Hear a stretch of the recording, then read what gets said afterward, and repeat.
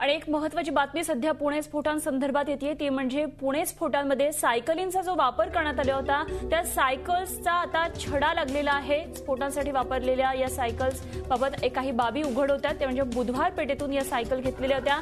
Sony cycle trading company हे दुकान आहे आणि त्या दुकानामधून या सायकल्स घेतलेल्या होत्या। स्फोटांसाठी या सायकल वापरलेल्या होत्या। बुधवार पेठेतले हे दुकान आहे। आता हे पोलिसांना कळालेलं आहे। ती माहिती अशी समोर येते सोनी सायकल ट्रेडिंग कंपनी असं या दुकानाचं नाव आहे। आणि या संदर्भात आणखी सविस्तर माहिती जाणून घेऊया। आमचे प्रतिनिधी नितीन पाटोळे सध्या पुण्यावरून आपल्या बरोबर आहेत। नितीन, सांगाल काय नेमका छडा लागतोय? सायकल्सचा जो वापर करण्यात आला होता ते सायकल बुधवार पेठेतून घेतल्याची माहिती मिळतेय। अनुपमा अगदी बरोबर आहे। सोनी सायकल ट्रेडिंग कंपनी बुधवार पेठेतील सायकलचं दुकान आहे। त्या दुकानातून यातल्या ज्या सायकली तीन काल समोर आलेल्या स्फोटातल्या त्या दुकानातून घेतल्याची माहिती समोर आलेली आहे। कालचे आपण स्फोट पाहिले पुण्यात झालेले त्यामध्ये 3 जे स्फोट होते, 2 जे स्फोट होते ते सायकलीवर झालेले होते आणि तिसरा सायकलीवर जो स्फोटकं ठेवण्यात आली होती ती निकामी करण्यात आलेली होती। या तिन्ही सायकली एकाच कलरच्या नवीन सायकली होत्या आणि या तिन्ही सायकलींना समोरच्या बाजूला एक बास्केट होती, हे बॉम्ब ठेवण्यात आले होते किंवा स्फोटकं ठेवण्यात आलेली होती। त्यातली 2 सायकलमधल्या स्फोटकाचा स्फोट झाला तर एक पोलिसांनी BDDSनी निकामी केलं होतं।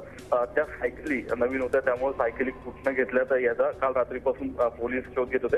क्राईम ब्रँचने त्या संदर्भात सोनी सायकल ट्रेडिंग कंपनी आहे बुधवार पेठेतील त्याच्यावर संशय व्यक्त केलेला आहे। त्याच दुकानातनं या तिन्ही सायकली घेतल्याचं पुढे आलेलं आहे आणि या दुकानातील जे 2 कर्मचारी आहेत त्यांना चौकशीसाठी ताब्यात घेण्यात आलेलं आहे। अनुभव यातली महत्वाची गोष्ट म्हणजे ते सायकलचं दुकान मध्ये CCTV आहे की नाही माहिती आता पुढे आलेली नाही।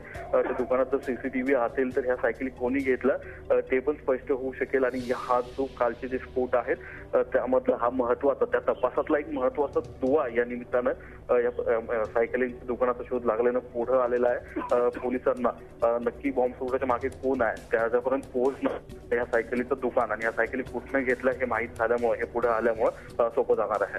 अनुपम, नक्कीच धन्यवाद नितीन। दिलेल्या सविस्तर माहितीविषयी आणखी अपडेट्स तुमच्याकडून जाणून घेत राहणार आहोत। नवीन अपडेट्स येतील तशा। नितीन पाटोळे आमचे प्रतिनिधी पुण्यातून आपल्या बरोबर होते आणि एक महत्त्वाची बातमी आता त्यांनी अपडेट पुणे स्फोटांसंदर्भात दिली ती म्हणजे पुणे स्फोटामध्ये ज्या सायकलचा वापर करण्यात आल्या होत्या त्या सायकली एकाच रंगाच्या नवीन कोऱ्या सायकली होत्या, त्यामुळे त्या कुठून घेण्यात आल्या होत्या याचा पोलीस तपास करत होते आणि त्याचा छडा लागलेला आहे। या सायकल बुधवार पेठेतून सोनी ट्रेडिंग कंपनी या दुकानातून घेतलेल्या होत्या।